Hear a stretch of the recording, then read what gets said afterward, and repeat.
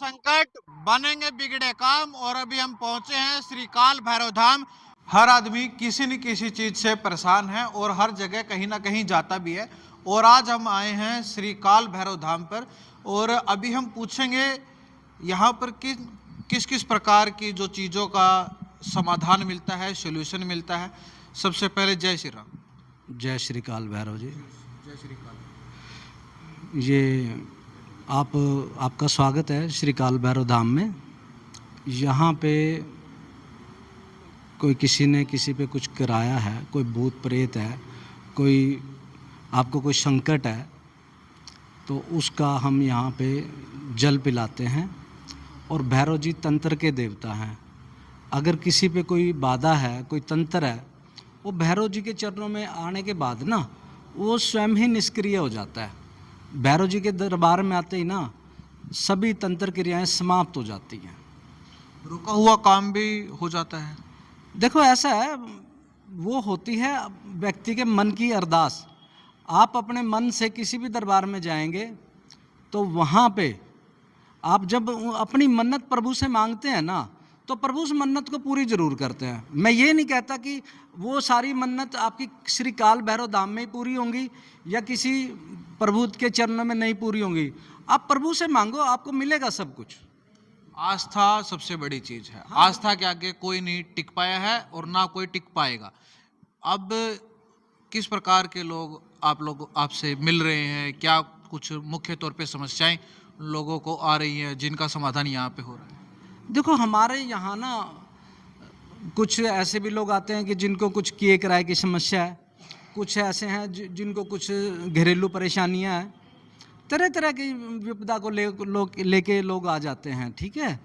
और कुछ आजकल ना हमने देखा है कि लोग ना अपने पितरों से बड़े परेशान हैं। कईयों को पितरों का आशीर्वाद नहीं मिलता, तो इस चीज़ को लेके भी लोग बड़ा परेशान है। तो हम उनको कुछ उपाय बता देते हैं कि जिससे वो करते हैं और उनके पितर प्रसन्न होकर उनको आशीर्वाद देते हैं।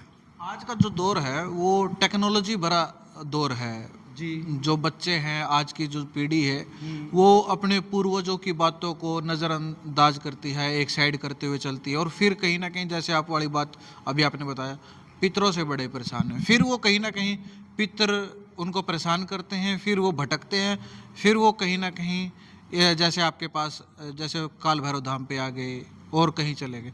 तो ये काफ़ी ज़्यादा समस्या देखने को मिलती है यदि हम समाज में जाएं, लोगों के बीच में हम जब बैठते हैं, जब बात सुनते हैं। देखो पितर है एक फलदार वृक्ष।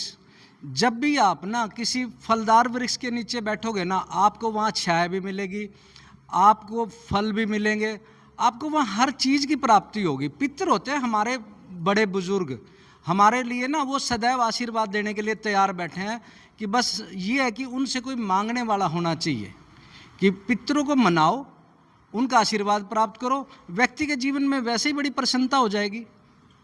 मतलब बस थोड़ा सा ध्यान देने की जरूरत है। जी जी जी, पितरों के प्रति ध्यान दो। लोगों के पितर रुष्ट हो जाते हैं, हम उनको कुछ उपाय बता देते हैं कि जिसको करने से, छोटे मोटे उपाय करने से व्यक्ति का जीवन सुख में हो जाता है।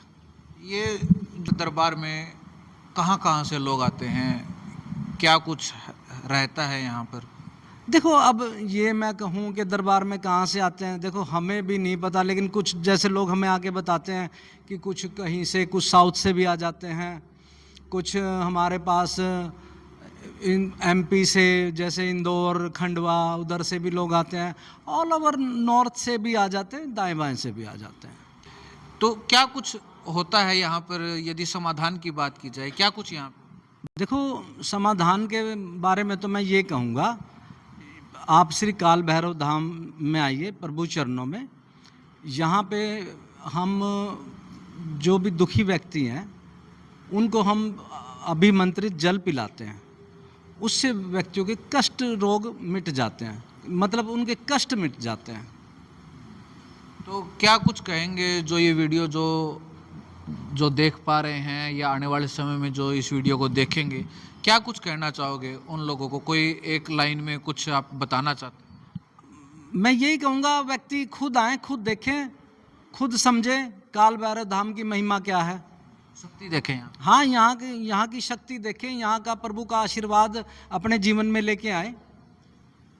अब अगर भगत जी यहाँ पर धाम पर कोई आना चाहता है तो उसके लिए क्या कुछ एड्रेस रहने वाला है, एक बार आप बता दो।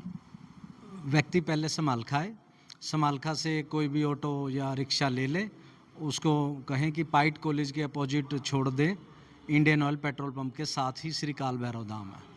अब कोई छुट्टी है किसी हफ्ते में या नहीं है, टाइमिंग क्या है, समय क्या कुछ रहने वाला है? वीरवार को अवकाश होता है और बाकी दिन धाम सभी के लिए खुला है।